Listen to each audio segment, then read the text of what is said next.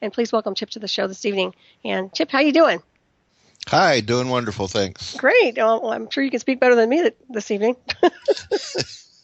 I don't know. I'm still getting out of a yawn here. Are you really? I need to get my coffee. Oh, my goodness. Anyway, thanks for joining us tonight. I really appreciate it. And I appreciate where you've been also and the information you're putting out here. So we have a lot to discuss tonight. And for a lot of people who probably aren't familiar with you, I'm pretty sure a lot of our listeners are already pretty much tuned into what you've been involved in. But can you fill everybody in insofar as where you've been and what you're working on right now and what you're involved in and what's going on in your orbit? Wow. Yeah. Where I've been. Well, actually, many of you might know that I disappeared for a long time. At the turn of the century, sounds a long time ago, doesn't it? Around 2000, I left and went to South America to live, and had lived down there through 2012. I'd had a son. So I came back up to the U.S. to get his citizenship, and I've been here since 2012, getting all the documents in line for his citizenship. And let me tell you something: the cost of this is a boy who was born to an American citizen, and the difficulty I've had in getting his citizenship, and the cost is horrible. I can see why there's so many people just coming in not wanting to go through the system because it's so difficult. 2 years worth of paperwork. Wow. And then they have the illegals, and of course there's no paperwork probably. Yeah, I mean it's funny because I'd spent over $5,000 getting him legal. He was made legal in August of this year. Oh, wow. And my attorney had told me from the beginning, he said, if you just sneak him in here, he said, I know you can get him in here. Just sneak him in here and we'll have him legal within a couple months. Mm-hmm. So just a side note for everyone, I can see why there's so much resistance to it. And look, if Congress can't figure out what they're doing, why in the world would these bureaucrats figure out how to do what they need to do? Mm-hmm. So true. And also you've got some problems here insofar as having some legal issues, right? Yeah. Because I'd left the United States after I was charged with treason, jailed, and then let go, I was put on a federal probation. And when I left the United States, I was still on federal probation. I left, actually, when I left, I had been invited to leave. Mm-hmm. So, by certain elements of the government, and so I took their advice and I left, and they put me on probation. So I knew that when I came back and to do this paperwork for my son, that I would have to stand the probation court again. And it's quite funny because everyone hears about extraditions and everything. The U.S. Marshals and the Department of Justice knew where I was. And when I went to the embassy in Bogota, I was living in Colombia. When I went to the embassy in Bogota, I spoke to the head of security there, and I explained to him who I was, and he said, "Who?" And I told him who I was again. He said, "Wait a minute."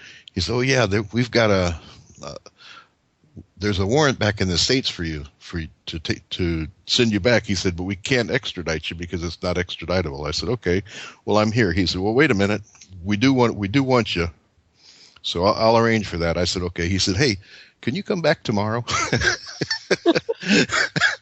Oh man! So I did, and I had actually arranged through my attorney back here and a good friend who was still a federal agent that I'd worked with to come back to the United States. And I came back voluntarily on my own and had arranged for the flight to Tampa. When I got to Miami, there were no less than 8 federal agents waiting for me. They boarded the aircraft, made everyone sit down, boarded the aircraft, had me come to the front, handcuffed me, patted me down, marched me through the airport lounge like it's the biggest criminal in the world. I mean, it was a show. That's amazing. Yeah. It's almost laughable when you think about all the people. We have so many dirty people right now in D.C., and then you get hassled like this. It doesn't make much sense to me, honestly. Yeah, they're pretty dirty in D.C. I Yeah, can no attest to kidding. that Yeah, we have a lot to discuss tonight. firsthand. And also, I'd like to hear a little bit about. I mean, I know obviously you worked with the senior Bush, right? The Daddy Bush. Yeah. I worked with every president up through Clinton. Mm-hmm. Okay. Starting with Nixon. Wow. I'm not that old, folks. Starting with Nixon. So tell me, which one is the worst? Oh, Bush. It is the old He's man, the right? evilest damn thing I've ever seen in my life. I mean, he stops at nothing. When we were given missions, we knew they were going to be difficult missions, and we talked about the possibility of collateral damage. He didn't care. He said, "I'll do it. Mm-hmm. Do it. I'll take care of the damage." Right, and then people are collateral damage, obviously. And well, looking at the timeline of today and looking at America right now with everything that's going on, and some of it might be false flags. But what do you think is going on here? Does it seem to you like there is collateral damage in the name of people and citizens here right now being expendable? Oh, citizens have always been expendable. Right. Yeah, but it seems like they're really in a full speed ahead syndrome here in the United States with, I don't even think, well, it could be a true Ebola thing or it couldn't. It could be a false flag. I mean, there's so many things happening simultaneously right now. What's your impression of all this? Well, I started writing about Ebola back in April with Veterans Today, talking about what was going to be coming and that it was coming here, coming to a theater near you. Right. I remember seeing that article, by the way. And Ebola is real. I mean, the only question is who's using it, Mm-hmm. Right. and how will they use that to their benefit? And that's the thing. Many things happen. Many and they're agents of opportunity. These people are, and the minute that they see an opportunity, they'll expand on that opportunity. They'll abuse that opportunity at the cost of us. Right. Yeah, I see that too. Well, it seems to me like the United States is becoming a red zone. I mean, it's becoming a bad place to live. And as a concerned, American, I mean, I'm seriously considering leaving this country, and I would never do that. But I don't like what's happening here. And it seems like in D.C. we have people right now that are literally committing treason, and they're not being held accountable. So where's their arrest? Well, when you own the Department of Justice, there is none. So right. Yeah. So that's what I mean. Yeah. When you're dealing with lawlessness, how do you get through it all? So what's the solution, you think? Well, I'm going back down. Yeah, we're all following you. Columbia, here, there, no. Perhaps we should. I've got a small farm down there. Maybe I need to get a bigger farm. Yeah, I was going to say, I'm telling you, this is not good. What I'm reading here right now on this timeline is just not real good for any American. And I'm surprised. Now, tell me this: why does the military allow this kind of thing to happen? And why aren't they intercepting when they know darn well there's treason being committed in D.C. and there's dirty, just dirty agendas happening right and left? Why is no one intercepting this? Well, the military is being kept pretty busy right now, aren't they? Mm-hmm, very much so. Yeah, and beyond that, it's really not the military's job to catch this, and that's the way America was built. That's the way the Constitution was built. The United States military is to defend the United States from foreign attacks. We have other entities within the United States which are to defend against these treasonous activities. Right. Thus, the U.S. Marshals are the actual police of the United States, and they have arresting authority. The FBI until 9/11 didn't have arresting authority, and people don't realize that if you were picked up by the FBI, or if the FBI surrounded you, you could demand that they get a local sheriff or a local law enforcement officer. Boy, they hate that when you do that too. So that's firsthand knowledge, by the way. Interesting. Yeah. So well, the U.S. Marshals obviously aren't really doing a whole lot then. And what about the generals? Nobody. Who really can actually go into D.C. right now and say, in theory, okay, say we have somebody go in there and say, you're incompetent, you've put the American people in harm's way, we're removing you from duty. Is there anybody right now in America that can do that and go into D.C., into the White House and do that? No, Congress has to do that. Oh, forget it. Yeah, we're screwed. Yeah. Okay. Yeah, because that's what we need, honestly. When I'm looking at this assessment, now I could be wrong, but what do you think about this? With what's your impression of this? Because I really think we're in trouble. I'm getting a really bad vibe about what's happening in America, and it's not just about the Ebola. It's about a lot of other things. It's about the borders being wide open and all these other potential terrorists and this and that to come through. I mean, we've got chaos in motion here, and nobody's stepping up and defending the people or true America. Well, listen, the people are too complacent. They could do it themselves. Look at the people in Hong Kong. Right. They're doing something about what they're tired of. And, complacency has pulled all the way through to the military, to law enforcement, to everything. Let's give the best example in the world that we've just recently seen, the United States Secret Service. This small group, I mean, it's a small group that's on White House staff, relatively speaking. Their only job is to guard that front door of the White House. And they can't, I mean, the door is not that big. Right. And they can't do it, or they won't do it. Well, now, that's the question. The real question is, are they allowing a message to be sent to the President of the United States? Very much so. And what about the surveillance cameras? You can't tell me they don't have surveillance. They have more than that on the roof of that place. I'll tell you that I mean, now. I'm like, so how could that person just kind of waltz in unless it was a testing ground? Well, exactly. Or it was a message. And not only that, you have the CDC, the elevator at CDC, when the president was coming down here to Tampa, where I am. He stopped at Atlanta first to announce the movement of 3,000 nuclear, biological, chemical specialists to Africa so that Ebola wouldn't make it here. Yeah, look how that worked. That makes no sense to me at all. Well, you know how you stop Ebola from getting here? Close their international airports in Africa. Exactly. Thank you. Yeah. Hello. So why can't they do that? I mean, isn't it kind of like a no-brainer? They can. It's that easy. But they're not. I mean, this is what's driving me crazy. They're not making any rational decisions. They're like completely in la-la land. Yeah, there's no money in it. Oh, that's ridiculous. Well, at everybody's expense now. Yep. What it boils down to. And riddle me this. It's all about the money. I'm telling you, it's all about the money. And how? Go ahead. I'd love to see the congressmen, have to wear, the uniforms that race car drivers wear, the coveralls with all their sponsors. I think our congressmen should have to wear same thing with tags of their sponsors on them so we can see. I totally agree. Well, I think a lot of them are actually insane. I don't think they're rational at all. It's very concerning. The more I look at them, the more you can just profile them and look in their eyes and see that they're psychotic. I mean, what are we dealing with here in America? Well, it takes a special personality to get into politics, and that was while we were in Pegasus. That was one of our fortes in neutralizing them, as we knew how to work with those personalities and the egos and use those against them. Right. Yeah. Well, it's very disturbing nonetheless. I'll tell you what, just from what I'm picking up on the pulse right now in America is really sickening. And you're right, I think the people are complacent, and I think that they're just going to allow this to happen until it becomes like a zeroed out situation. So I see a dead zone. This is my prediction. Within 2 years, I think America is going to be a dead zone. Well, if you live overseas where I've lived, they've seen that for years of the United States. You don't see as many comfortable people in Central South America trying to get into the United States for visas. You see the very poor that they're shipping up here to get rid of them. They're shipping their problems up here to burden this place and clean up the mess down there. Right. Yeah, exactly. Well, I'm sorry to hear that you're Send here, us but I'm your happy homeless. at the same time. Send us your. Oh my gosh! Yeah. Well, really, we're becoming a third world country if we're not already. That's the bottom line. Everyone talks about America being the number one country in the world. I don't know what we're number one in anymore.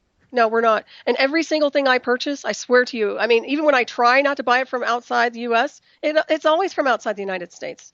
Not one thing is from here. All of our light bulbs. There's a joke in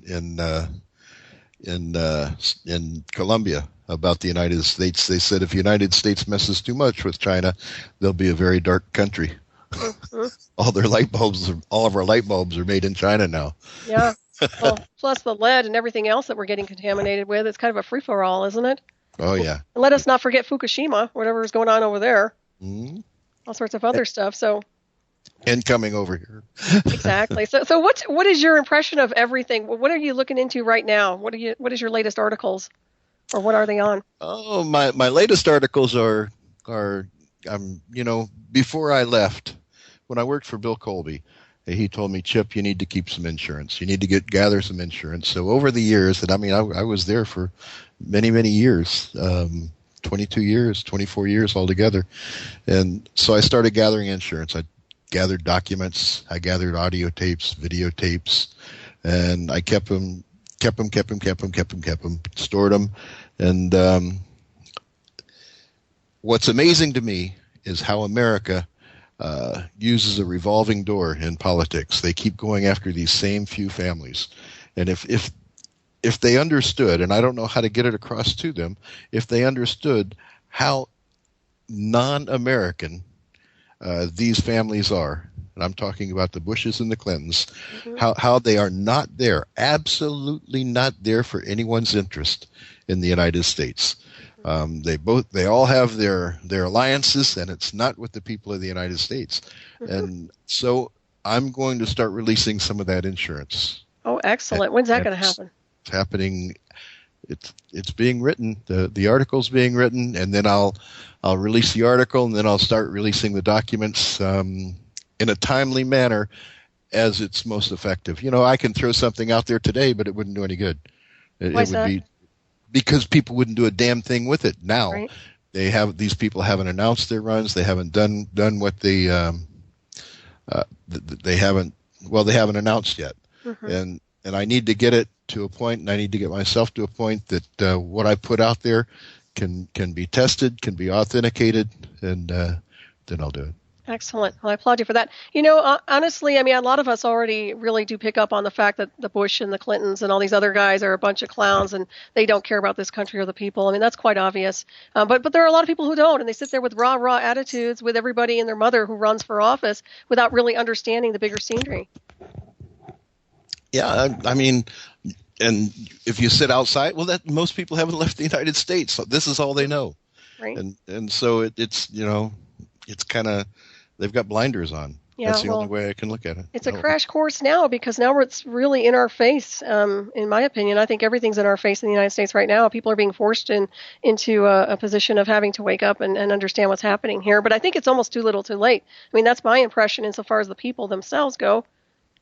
Yeah, I've pretty well come to that conclusion. Yeah, I mean, I don't think I could do any more. I've been putting truth out for a very long time, and I wonder, too, I mean, do people even appreciate the truth? Do they respect the truth? Do they even know what the difference is between truth and lies because they've been listening to lies for so long that when you finally tell them the truth, do they really understand it, you know?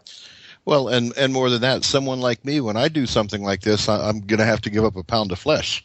And, you know, I have to finally sit down and look at it. Is it worth giving up any more flesh for the complacency of these people? Right. Yeah. You have to. Yeah.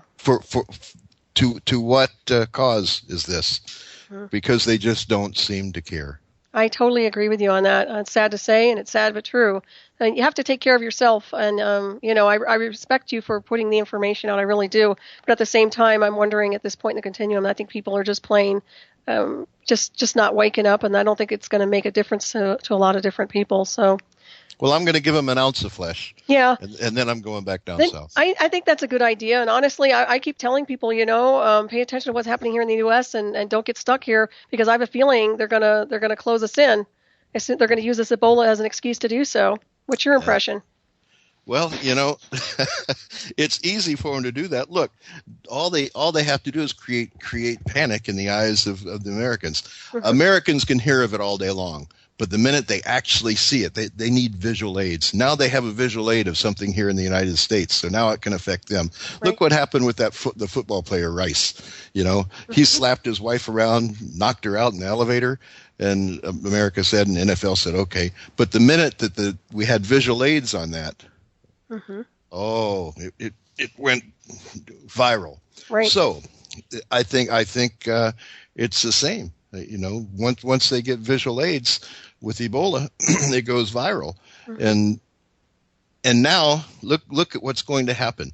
Everyone that sneezes is going to end up in an emergency room thinking, and this is flu season coming up. Oh, brother. So look at what it's going to do to the infrastructure of our hospital system. It's going to just go batty, and they know that. And there's over 8 people right now in various hospitals that I know of around the United States that are probably positive for Ebola. 2 that are positive that they haven't announced, other than the guy in Texas, and 5 more. So, they can't let it be known. They cannot let it be known that this is starting to run here. Well, what's interesting is they allowed it. Also, they brought it here. That's the thing. We wouldn't be having an issue had they not brought it here to begin with. Close the airport. Yeah. Well, the United States government owns the patent to Ebola. Right. Absolutely. People think I'm crazy, but there is a patent. And people are disputing that. There was a gentleman disputing that, and I'm like, there's no way. I know we have a patent on it also. He was saying, well, no, they applied for a patent. No, we have one. They didn't. No, they did. They applied for a patent, and it was granted. Mm-hmm. But it's what's called it's a type of patent that a continuing patent that they can upgrade, and I gave the link to it. I think I put it on Facebook. Mm-hmm. But if someone wants to come to my website tomorrow, I'll have the full patent there. They can download it and read it and tell me it's not real. Right. Well, I'll give them the link right to USPTO, U.S. Patent and Trademark Office, where they can go right into it. Yeah. Well, it seems to me like it's a eugenics program that they're running here in the United States. That's my own impression. I think it's years ago in Jupiter Island when I was working in the operational subgroups. They made the statement that how they not made the statement they did a little dog and pony show on how their world how am I going to put this so people understand how the world zoning. It's like they're doing zoning for the whole world. This part of this part of the world we want to do this. This part is for this. This part is for this. This part is for this. And when they talked about the United States, there were 3 military officers from the OSGs there. 3 of us from commanders of the OSGs, and we looked at each other like these guys are out of their damn mind. And I said, "Sir, excuse me." I was speaking to Bush at the time. I said, "Do you really think that the American people, or that the military, or that the police will stand for this to happen?" He said, "Well, I'll tell you what, son. This is how we're going to do it. We're going to train the military so that they are police, and so that they're accustomed to working with this kind."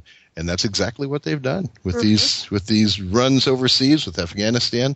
My son was a special operations, special forces trainer at Fort Benning, and about 2 months ago, he left active duty service. Said, "Dad, I can't do it anymore." After 14 and a half years, "Dad, I just can't do it anymore. We're not here to defend the United States. It's all changed." It certainly has. Yeah. And a lot of foreigners are now in the military. Is that right? Yeah, but there have always been foreigners in the military. But isn't it a little bit more intense now than it used to be, or no? Well, we pull a lot of them in because we need their language specialties and their social specialties from the Middle East, yeah. Yeah, that makes sense. Well, yeah, it's too bad they're not on our side, and I don't think they are. And I'm looking at the militarization of the police as well, and it's very disturbing to see this. It just reminds me of Nazi Germany or something. It's really twisted. And that's exactly how people from overseas look at the United States, like it's a closed state. Well, certainly getting that way, and it's going to get worse, I'm sure. Well, just look at it, the NSA. Tell me they're not. We just collect data, right? What is data? Everything we are. Exactly. I know how they use it with psychotronic warfare too, so that's another avenue of what they can deploy it. But anyways, yeah, it's pretty sickening to me. The whole scenario is just getting worse by the day. I'd like to wake up one day and just have it be everything reset in the United States in a good way, but I don't think that's going to happen, huh? A lot of friends said, we're expecting the reset. We're going to have the financial reset. We're going to have this reset. We're going to have this reset. I said, right, okay. When I look at what's gone on in the United States in that time that I was gone, and I came back to the United States and saw what a horrible economic position it was in, I see a huge part of that already done. You know, right? And I mean done. There, people who are middle-aged right now will never recover to the point that they were. I agree. Won't happen. Yeah. Well, I don't recognize this country anymore, and I've been right here in the heart of it. You know, I don't recognize America anymore at all, and that's sad. That's very, very sad. You know, and now it's the politically correct thing where everybody has to watch their P's and Q's, not offend somebody else. I mean, it's just a mind game. The whole thing is a mind game, and it's really sickening. I was going to ask you a little bit about your Pegasus or the Pegasus hit team, and can you elaborate a little bit on that one? Okay. Ask me. Okay. Well, tell me about it. I mean, obviously, it was an assassin group of some kind. Neutralizations. You know, as with anything in corporations, you have policies, and you have within a corporation, let's say, you have certain policies, and you need to get your executives in that corporation to stand behind the policies, or and sometimes if they're valuable enough to keep around, you just have to do something to make sure that they're behind those policies. Pegasus was nothing more than that on a more elaborate and international scale. We had financiers, bankers, financiers, politicians, senior military officers around the world that we wanted to align to how we wanted things done. And we would have the leeway to use whatever methods possible. Normally, we would try to intimidate them, blackmail them into doing what we needed them to do. Sometimes we had to kill them. Sometimes we had to assassinate them. I mean, we had 17 successful assassinations in my time with Pegasus. Wow, that's pretty wild. Yeah, eliminate the competition, I guess, right? Yeah, or eliminate the naysayers and let the new guy come into place, and he'll understand what we want. Right, and that's still going on, obviously. I mean, this is something that's a perpetual thing, isn't it?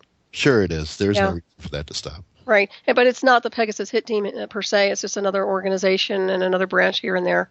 Well, Pegasus had been around since the 50s, and people just didn't know about it. Wow. And I wasn't part of it then, but presidents have always used these entities, and they were run through originally through a Defense Intelligence Agency, through the Department of Defense, and then directly under a national security group, so national and into the terrorist incident working groups. So they're still around. They may not have the same name. As I have a friend who's a captain in the Army, and he said they were trained along with some Pegasus personnel. So the name's still out there. What they're doing, I don't know. Yeah, that's pretty interesting. Well, I mean, it doesn't surprise me at all. But what made you break orbit with all this? They kept trying to get us to do operations against U.S. citizens, and we'd hear of them. We heard about the thing with Hart. We heard about other operations, and we always knew, and it was kind of a joke between us, because Bush would always, if you wanted to get him on a rant, put one name out in front of him, Ross Perot. He hated that guy. Why? They went back into the they're both Texas boys for one thing, and he had problems with him in Texas, and it continued. Bush never really held a job. He was always a government employee of some sort, and Perot didn't respect him. I mean, he didn't respect him one bit, and you're talking about a politician, and he needs respect. He wants to gain that respect, and Perot hated Bush because of what the Republicans did on the October surprise. Those were his people who had been kidnapped and were being held hostage, that were held over for months just so that the election for Reagan could be successful. So it really, really, really came to a point there, and it stayed.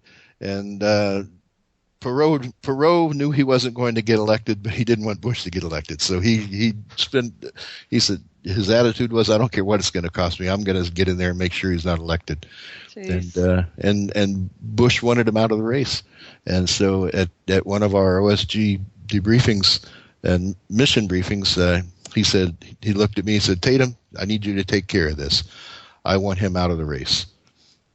I said, sir, I told you before, we don't work within the borders of the United States. And he said, I'm not asking you. I said, well, here you go. And like I had said, I was told early on, keep your insurance in your briefcase unless you need it. So I pulled it out and I handed it to the security officer there and walked out. Wow. He said, where are you going? I said, well, I'm not going to take care of your business. Here's my resignation. And I handed him my insurance policy on tape. Good for you. So, and that was it. And I was told that I can't do that. And then I got a visit just about a month later.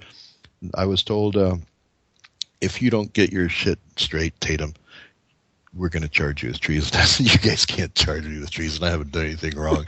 I'll be damned if they didn't. Oh, my God. Yeah, well, they're all just crooks anyway. This is what I mean. It's insane. You know? It's like it's just, an appeals judge said, no, I can't do that, and let me out of prison. But I was in prison in the meantime. So how long were you in there? 27 months. Jeez. Wow. So, did they put you in isolation? I was on diesel therapy. Actually, I was put in right out there by you in Florence. It was fairly new, and I was put in Florence, no human contact for about 4 months. I was held in Inglewood, then I was moved to Florence for about 4 months, and then from there I was put on diesel therapy. I wasn't in the same. And diesel therapy, as the U.S. Marshals take you and move you from jail to jail to jail. They get you into a county jail after all the phones are turned off, and they pick you up in the morning before the phones are turned back on. So they had these crews and there were about 3 of us that they were giving us diesel therapy for 5 months every day, a new place. What's and the we point get about of doing that, 3. Chip? We get about 3 hours of sleep. One thing, they wanted to keep us away from telephones and communication with friends. Another thing, they call it diesel therapy. They feel that wears you down. So you'll acquiesce to whatever they want. Well, diesel therapy wasn't anything. I was a prisoner of war in Vietnam. I was beaten, stabbed, tortured on a daily basis. Whatever they had for me, I had more for them. I applaud you for getting through that, by the way. How long were you a prisoner for? 32 wonderful days. Jeez. Wow. And how'd you get out of that? Marine Patrol came across the encampment where we were held, didn't know we were there, and out of the 13-man team that went into Cambodia after the Marine Patrol won the gunfight, the firefight that they got in, 3 of us made it out, 2 actually lived, myself and our platoon sergeant. My goodness. Well, you're pretty darn lucky, I'd say. Mm-hmm. That's incredible. It's really sad when you think about all these lives lost and all these people fighting the good fight, or at least they think they're trying to fight the good fight, and then there's all this corruption behind the scenes. It's really unfortunate that it plays out this way. Yeah, and especially when you see lives lost for this. And I mean this, folks. I mean the lives lost that you see going on because of this false war, and that's absolutely false war when we went in to get Saddam Hussein the second time. They're my friends who were intelligence officers with Department of Defense blatantly told the Bush administration that they could not interpret any of the intelligence that we had as him having anything left as far as weapons of mass destruction. There's nothing that they see that indicated that, and so they'd take something out and they'd take a satellite photo and they say, look at this. Can that be a delivery system? Can that be a lab? Well, sure it can be, but nothing says it is. And you say, well, nothing says it isn't, so it is. Right. And that's how they misuse the information to be able to go in and gain control of those oil wells. And that's really what it's about, isn't it? It's always about money. It is about money, and you look at who got the defense contracts. They weren't even bid. They were all given to ex-Cheney companies that were friendly with the administration. Companies that weren't friendly with that administration were left out of anything. So, it was all the good old boys network. Right. What do you think they're going to achieve in the final end game? I mean, what is their motivation? Well, what I see in the final end game is same thing that happened to Rome, same thing that happened to Germany. It just implodes. Mm-hmm. Yeah, I see that too. Yeah. Yeah. And I don't want to be here when it happens. Well, yeah, and that's the problem I'm seeing also. I'm seeing it happening soon instead of, down the path here. So, yeah, I don't know why people don't get a red flag, because I'm getting like a real red alert, man, big time. So it's in your face. So that's interesting. DEFCON 9, huh? Yeah, really. So when do you have to go to court? Now, aren't you scheduled to go to court or no? Yeah, in mid-November. Okay. I go back to court mid-November. Uh-huh. Okay. So and then I'm all done with everything next year in April.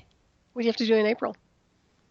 Nothing. Leave. Okay. Excellent. That's when I'm allowed to get my passport again. I can't believe they're giving you such a hard time about all this crap. I really. Well, I think they want me to leave before the election. Oh, really? Oh, yeah. Well, or get in prison. Leave or be in prison, one of the two. And I don't think they care which way. Isn't their profession kind of a prison in its own? I mean, once you it's like a Roach Motel. Once you're in, you can never get out, Yeah, but they live well, and they have lied to themselves for so long. But, in a way it's true, because these guys, they're so nefarious, and the deeds that they do, that they get to the point that they, just like George Herbert Walker Bush, he got to the point that he was so paranoid, he was trying to get us to go after everyone and everything. And he just lived in this paranoia. And I mean, we could tell when he wasn't on his drugs, when he didn't take his drugs, because he'd come up with some damn crazy ass stuff he wanted us to do. Oh, geez. Well, what kind of meds was he on? He was on psych meds. Oh, jeez. Yeah. Holy cow. So what was his problem? Was he diagnosed as schizophrenic or something? I don't know. They'd never let us know. We just know that many times we'd have to, when we'd take him, when we'd fly out to different missions and support missions when he'd travel, like in Honduras and so forth, the doctors, he travels with his doctors, and many times we would pose as medevac pilots in our special operations aircraft. We'd put a red cross on the side, and we'd be flying the doctors behind the president. So that's very interesting. And talk to the colonel, find out what's going on with him. He's got his psych meds. He's okay. Jeez, the stories you could tell. My goodness. So is that all part of the Tatum Chronicles or no? No, the Tatum Chronicles is only our work in Honduras during the Iran Contra. Okay. In the early 80s, we formed the Contras to combat communism in South America. And so what happened was CIA through Ollie North recruited a bunch of Somosan ex-Somosan military, which were the people who were going around killing people in Nicaragua, and they recruited them to combat the Sandinistas, who were actually voted in. Oh, wow. And so here we had these killers out there, and we were supporting them. The Bolin Act was enacted by Congress when they found out that the CIA had a secret war going on down there. And I want to tell you that the DEA was kicked out of Honduras and Nicaragua during those years. They didn't want them there investigating anything. And this is the story about what we were flying. We were posing as medevac pilots, because the Bolin Act did not allow offensive support, only humanitarian support. So we'd fly all kinds of stuff in humanitarian support to the Contra camps in Nicaragua, Honduras, and we'd pick up the coolers of cocaine, fly them back, deliver them out to San Lorenzo and other fields where aircraft, civilian and military, would pick them up. Some would fly them back to Panama. Some would fly them up to the U.S. And that's the story about that, including the actual flight plans. Now, in those flight plans, there were other crew members on board those aircraft. And when we got back to the United States, one of the medics and myself went and filed a complaint and they told us they'd handle it, and nothing ever happened. So I mean, I called North. I worked for him. I called North. I said, you know what we're carrying in this? There's damn cocaine in these coolers. He says, yeah, don't worry about it. Those coolers are bound for the international courts. We're going to be trying the Sandinistas and their government for this. It's amazing. Right, that never happened. Right. Yeah. Well, there's so much corruption. I mean, it's just really ridiculous at this point. I mean, how can you even prosecute anybody in any form or design here in America when they're doing this kind of crap behind the scenes? You know what I mean? Yep. It's like, what's the point anymore? I guess it's all lawlessness. There are no laws anymore. Everything needs to be thrown out at this point. Well, the laws are whatever they want to support. Right. But for the average American, oh my goodness. Yeah. No, you're toast. Yeah, hey, I mean, look, go ahead. Right here in Florida. Let me give you one. The reason I have to go back to court on the 16th is we were coming home from seeing the manatees in Crystal River, Florida. Had dinner. I had 3 beers. Driving home, and I noticed someone was following me. And I said, "What the hell is this?" And so I took a turn off the road and went through a subdivision. And the one car came in and followed me. I turned down another road and subdivision. I slowed down to make sure that they could keep up with me. And a car kept following, and then a second car joined them. And they kept following me through this subdivision. So I pulled up in someone's driveway, and we got out of the car and walked up to the door like we lived there, and they just stopped and sat there. So I got back into the car, and we went up, drove up to another area, and waited, a commercial area, and they ended up leaving. And then when we left, another car with his brights came on. It was a drizzly night. Another car came up with the lights on high beam, and so I turned off again. I was going to get my tire iron out and go after him. Ended up being a sheriff, and he wanted to know why I turned off the road. I said because someone was following me, and so he took out his little breathalyzer. It's funny, and he gave it to my passenger first, and he asked my passenger now. This is just a random stop, right? Mm-hmm. He asked my passenger, "Are you a journalist?" Oh, brother. And she happened to be one of our investigators. So, and I'm sitting there. I said, "Oh yeah, here we go." And so they pulled out their breathalyzer. They said, "I want you to breathe in this, so blow in this." So she blew in it. They couldn't get it to work. And they changed batteries. They did everything. They couldn't get it to work. Then they walked over to me and they said, "Sir, we'd like you to blow in this." I said, "Oh, hell no. I'll give you my blood. Take me to jail." So they did. And I went to court, and the judge said, "Well, we're going to have to hear this." So on the 16th, November 16th or so, we go back to court. And I went to a DUI school. Florida has a thing, if you want to keep your license, you have to go to a DUI school. Whether you're in court or not, whether you're found guilty or not, you still have to go through this to get your license, to hold your license. So I went, and they told us in the DUI school that in Florida, you don't have to, they have the different blow rates, like if you're 0.8 you're drunk, if you're 0.1.5 you're extremely drunk, and all that. Mm-hmm. By law, Florida has that, but they don't use that. They use whether you seem to be influenced in your driving. Man. So that can be you don't even have to have alcohol in your breath, and they can say you're under the influence. Wow. And there's no way to combat it. Mm-hmm. That's ridiculous. So that, once again, the corruption's in motion. I mean, how do you fight this stuff? I mean, literally, you just have to get up and leave the country. Everybody. I just laughed it off and, spent the night in jail. Wow. Paid my bond, spent the night in jail, paid my bond. And, he and the cop kept saying, "Are you sure you don't want to blow?" I said, "I'm sure I don't want to blow in that damn thing." Wow. It sounds like he was a little bored that night, wouldn't you say? Yeah, well, there were 3 cars there, and it wasn't only... They called a couple others, so. Mm-hmm. But who was originally following you? It wasn't the sheriff, right? No, that's the only reason that's why, I could have pled out and just got a slap on the hand, and that was it. It was all done. But I want to go to trial. I don't blame you. Because I want to know who was following me. They said that they have a 911 call. I said, good. I want to talk to that person, whoever made that, because they had to have a reason for pulling me over. Right. And so that's perfect sense. So did you get a description of the car that was following you at all, or no? Not from them. I saw the car. Yeah. Okay. I saw both of them. Yeah. Do you think they were trying to make a hit on you or something? I don't know what they were doing. That's what I want to know. Right. Well, it's very suspicious to me. And it's the suspicious fact is that they knew who was in the car with me. Yeah, that's very well. Obviously, let me ask you this: Are you being bugged?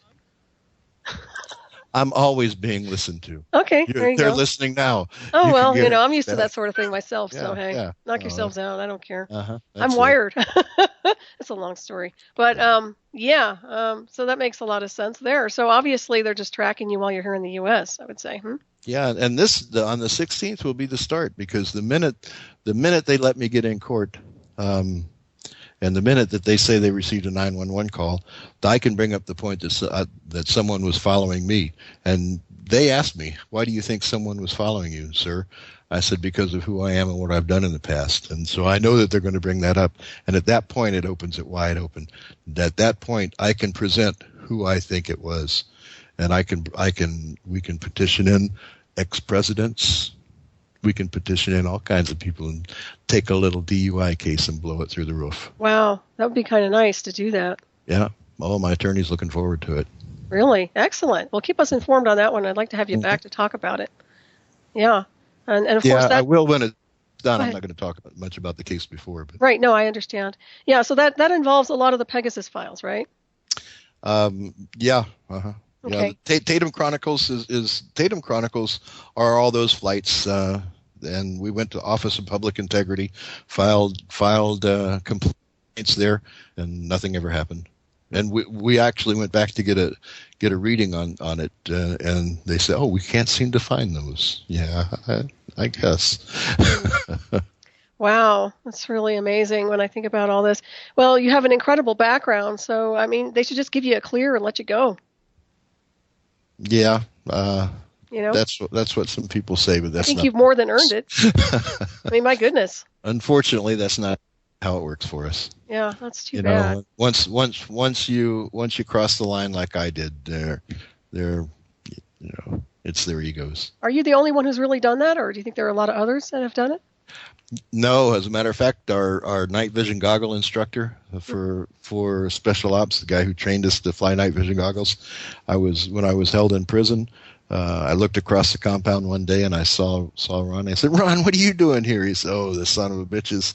I said, "What are you doing here?" He said, They paid me, and we were paid on some missions like $50,000. He said they paid me in counterfeit bills. Oh no! So they took him down. No, they take there. There's probably over 2,000 out of the 800,000 people in federal custody.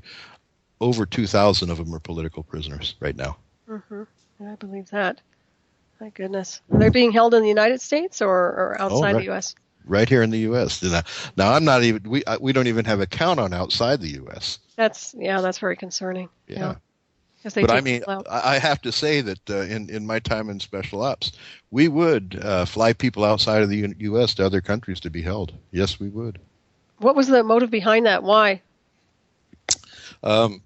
We didn't ask. We were just aye, aye, sir. Mm-hmm. That's like rendition, right? Uh-huh. Wow. Yeah. We took them to places like Costa Rica. They were paid well to house personnel.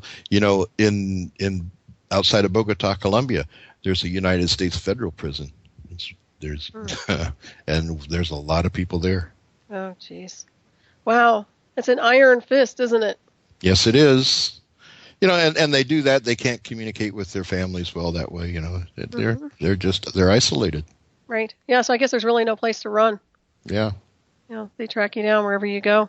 Wow. So insofar as this, I don't know, we're going to head for a break pretty soon in a minute here, but what about this ISIL punk group? What do you think's going on with these guys? Who's funding them, and what's the deal with this?